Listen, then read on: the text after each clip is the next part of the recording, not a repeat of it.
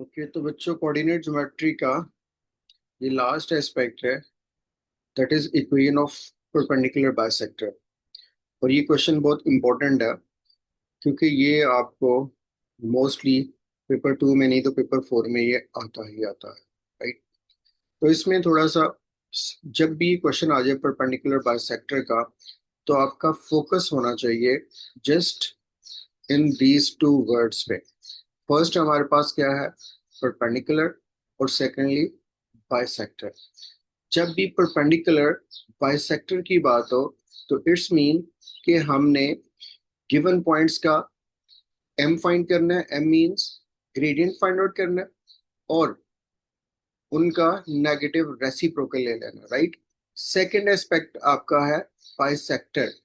Bisector का मतलब होता है divide into two equal parts. यानी ये जो हमारे पास ए और बी 2 पॉइंट्स हैं, इनका हम क्या फाइंड आउट करेंगे, मिड पॉइंट फाइंड करेंगे। तो जब भी बाइसेक्टर का वर्ड आ जाए तो सबसे पहले आपने क्या काम करना है कि आपने इन 2 पॉइंट्स का मिड पॉइंट फाइंड आउट कर लेना है, राइट। तो इसका मतलब है जब भी हमें परपेंडिकुलर बाइसेक्टर की इक्वेशन फाइंड आउट करना आ जाए तो हमने सबसे पहले 2 काम करने हैं। एक तो मिड पॉइंट फाइंड आउट करना, और दूसरा हमने ग्रेडियंट फाइंड आउट करना। ठीक है, M mean gradient find out करना। अच्छा, अब इसके साथ साथ नॉर्मली जो हम पहले क्वेश्चंस करते रहे हैं इक्वेशन ऑफ स्ट्रेट लाइन के, उसमें हम सी फाइंड आउट करने के लिए कोई भी पॉइंट यूज कर लेते थे जो हमें गिवन होता था।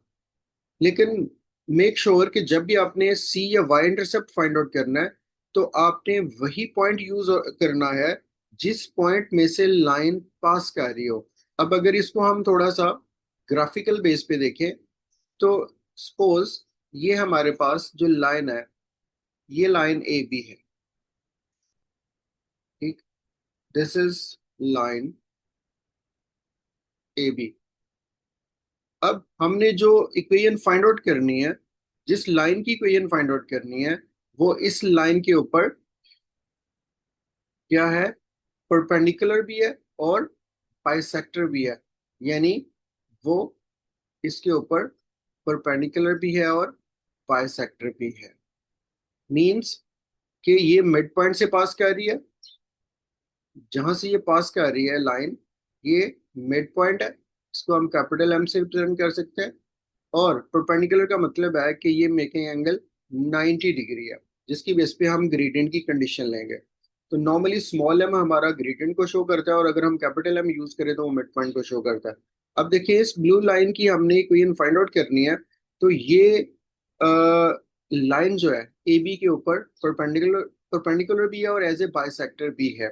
तो फिर ये लाइन कहाँ से पास करेगी, mid point of A B से। तो इसलिए सी फाइंड आउट करने के लिए हम ए और बी का कोई भी पॉइंट यूज नहीं करेंगे बल्कि मिड पॉइंट यूज करेंगे। सो दैट्स वाई पहले हम मिड पॉइंट फाइंड करते हैं, फिर ग्रेडियंट फाइंड करते हैं, फिर हम रिक्वायर्ड इक्वेशन पे आते हैं, राइट।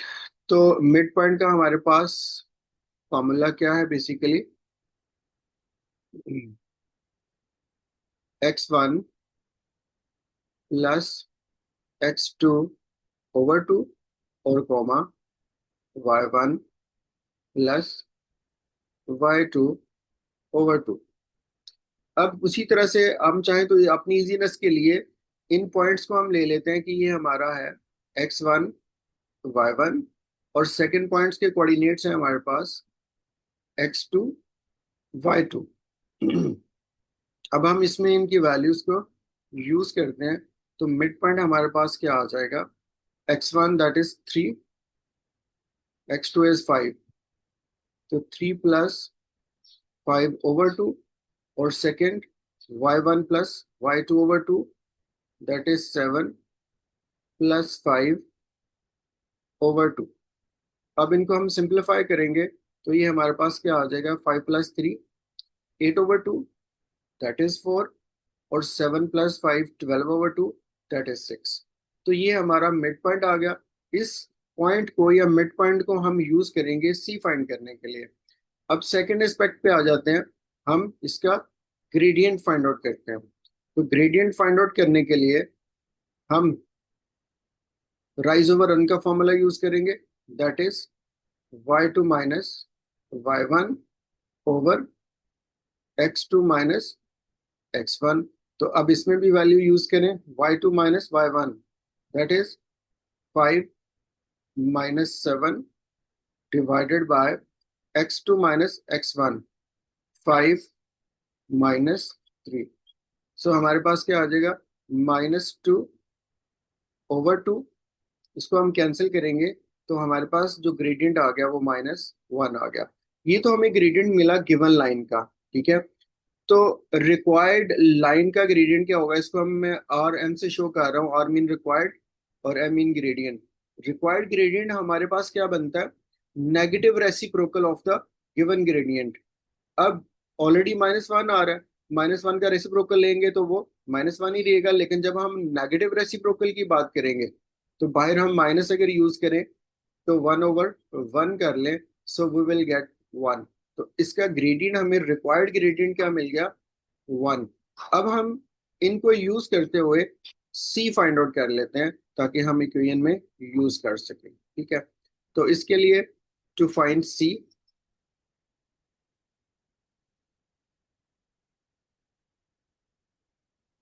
अब सी फाइंड करने के लिए हम जनरल इक्वेशन लेंगे y equals to M X plus C. अब इसमें जो पॉइंट है वो मिड पॉइंट यूज करेंगे x और y की जगह, और ग्रेडियंट हमारा क्या है, 1 है, राइट। -1 नहीं लेंगे, 1 लेंगे क्योंकि रिक्वायर्ड ग्रेडियंट को ही हम यूज करेंगे। तो इसमें हमारे पास जो फॉर्म बन रही है, value of y is from mid point 6, m की वैल्यू हमारे पास 1 और x की वैल्यू इज 4 प्लस सी।